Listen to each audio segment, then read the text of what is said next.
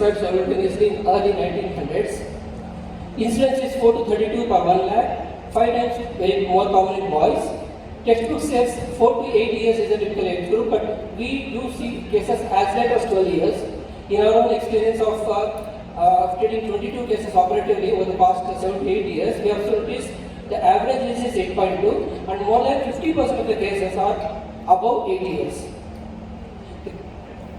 The child usually presents with painless limb. More often it's a limb than a pain. Because pain is very minimal and it's not uncommon to see a child with just knee pain. And we forget the victim that any child in this age group with a knee pain should be put on the couch and examined for his hip. This is how Patis gets delayed presentation. And hip, they typically lose abduction and internal rotation.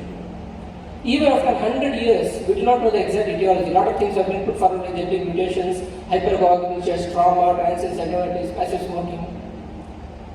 It is very essential to understand the natural history of the disease. Because of vascular insufficiency, there is avascular necrosis of the part or whole of the epiphysis, then resorption of the necrotic bone by osteoclast, collapse of the trabecula and fragmentation of the epiphysis into fragmentation of the epiphysis, then woven bone is laid down over the necrotic bone. Finally, woven bone is replaced by lamellar bone and complete healing occurs. Though it is a femoral head disease, a lot of changes do happen outside the femoral head also. Like for example, hypertrophy of the synovium, ligamentum teres, articular cartilage, all these along with the extrusion of the femoral head because of the abnormal forces that occur at the edge of the acetabulum. At the edge of the acetabulum, the femoral head is subjected to a lot of forces and it gets extruded. What if we don't treat? Though not all cases, most of the cases have these kind of outcomes like coxa magna, coxa vara, coxa breva, and these cause femoroacetabular impingement. And today we know femoroacetabular impingement, sooner or later it leads to arthritis and they eventually will land up in totally replacement in early adult life. That is what we exactly want to avoid. Coming to the classification, based on the natural history of the disease, there are 4 stages. Stage of avian, stage of fragmentation, stage of healing, healed stage. And if there is a person who has done extensive study and research on Patis in India, it is none other than Dr. Professor Benjamin Joseph, and these are his landmark articles. Here you can see Dr. K. Narasimhan is also one of the co-authors. They have extensively studied the natural history and classified each stage into A and B, early stage, late stage. And this is very important because in stage 2B, that is late fragmentation, that is where the femoral head deformation starts and becomes irreversible deformity. So any intervention should be done before that stage. Let me tell you some more detail about the stages. 1A, avascular necrosis. Epiphysis is sclerotic, but the height of the epiphysis is same as the opposite side.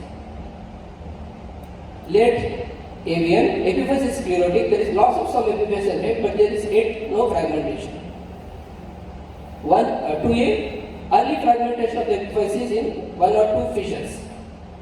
2B, epiphysis is in several fragments. Early reconstitution, early new bone is found at the periphery of the epiphysis. This new bone is immature bone, it is woven bone, so it appears hypodense on the radiograph. You have to look carefully. And that mature bone covers at least 1/3 of the circumference in chest 3B. And finally the healed stage where you can no longer see any avascular bone on the epiphysis. Any stage before stage 2B is early disease, after stage 2B is late disease. So any intervention before stage 2B is a preventive treatment and any intervention after stage 2B is only remedial or salvage procedure. And duration from this stage of avian to final healing, it takes as much as 2 to 4 years. And this extrusion is very, very important to observe because once the head extrudes, it progresses rapidly and if it exceeds 20%, irreversible deformation of the head occurs.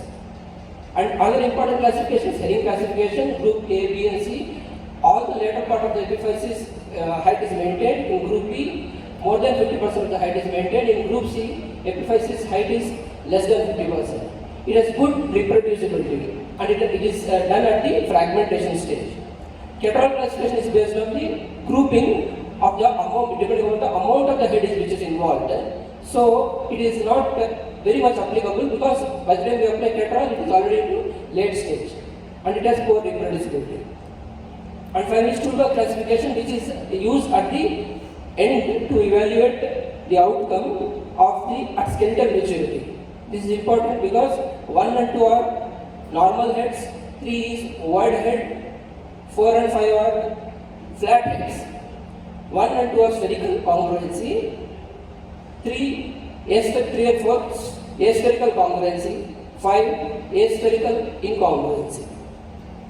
The aim of our treatment is to prevent femoral head deformation, incongruent hip, and finally avoid FAI and early THR in young adult life. This is done by containment. And to understand what is containment, anterolateral part of the epiphysis is usually necrotic. So this anterolateral part, when we abduct the hip, this goes and sits well within the acetabulum, preventing it from the stresses. And sometimes we may have to do internal rotation also to keep the necrotic fragment beneath the acetabulum and avoid stresses. Containment doesn't necessarily mean surgery. That is very important. Containment means we have to contain the head. That can be done non-operatively also, like crutches, braces, petri cast. But these children of this age group is very difficult to maintain non-operatively containment. So the importance of surgical containment, which can be done by femoral varus osteotomy, where the later opening wedge of the osteotomy is done. Acetabular procedures like shelf acetabuloplasty or in an innominate osteotomy or a combination of both. And it is very important to realize that important poor prognostic factors. Older the child, poor prognosis, extensive involvement of the epiphysis, epiphyseal extrusion which is more than 20%, and epiphyseal collapse which is more than 50%, and a stiff hip. A poor range of motion is a poor prognosis. And this is the very crucial and important slide, most important slide in the presentation, because when you are seeing for this disease and we plan treatment, these 5 things should come to our mind. Age, stage, extrusion, range of motion, extent of the involvement. Depending on these 5 factors only, we will decide whether to contain or not. Like, by and large, containment is done only before stage 2B or late fragmentation. Sometimes we have done in late fragmentation also for benefit of doubt. But see the age. Let us see if the child is 8 or more, or sometimes we say 7 or 8, 7 to 8 or more. There is no doubt we have to go and contain immediately because they are invariably going to extrude at this age. Invariably they are going to extrude, irrespective of whether the head is extruded or not, we have to contain. But the prerequisite is you have to have good range of motion. If there is no good range of motion, put the child on traction, give NSAIDs like naproxen or something like that, get a free hip range, reassess the patient. Sometimes we have to take the child into the OT, put him under general anesthesia, and then get a hip range. Some few case examples. 11-year-old boy, stage 2B, we have done varus containment osteotomy. It's an opening wedge osteotomy. Later it gets healed up without any graft. This screw in the trochanteric epiphysis is a deliberate screw to prevent coxa vara. At this age of 11, definitely this child has a good outcome with a spherical or congruent head.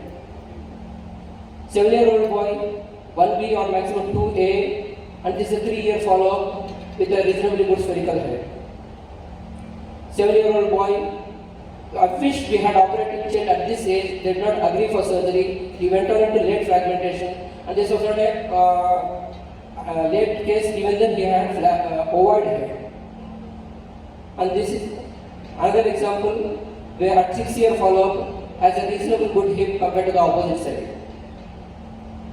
7-year-old girl, which we had operated at this stage, did not agree for surgery. They came very late at late fragmentation. Ideally, I should have done a shelf acetabuloplasty at this stage, but she had reasonably good result, but definitely not a spherical head. And couple of cases I borrowed from Sandeep Patwardhan sir. This is an example where A labral shelf first oblongoplasty was done. So it's already in 8-year-old boy, already in late fragmentation. Shelf first oblongoplasty, iliac crest is put above the shelf, just above the labrum, and this graft definitely gets resolved, but does provide some support till the femoral head heals. Another example, early stage, a video with a good result. Multi-center trials have shown that 6 to 7 patients need to be treated to create one spherical head that would not otherwise have happened. That means it's a very high number. You need to see so many patients to get one spherical head. The aim is early surgery. Another example, this is definitely not a good result. Just we have at the time of implant removal, we did arthrogram and saw he has a calf impingement. We have to see how he behaves. And lastly, few words.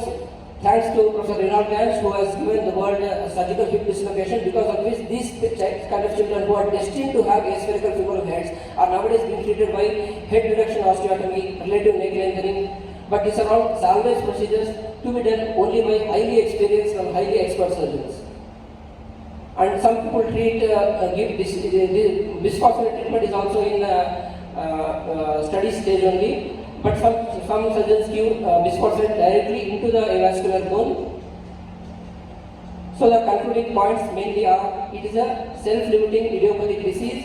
The aim is to prevent femoral head deformation, incongruent hip and FAI, and this is only possible when we treat the child early. Most important points to remember are stage, age, extrusion, and hip range of motion.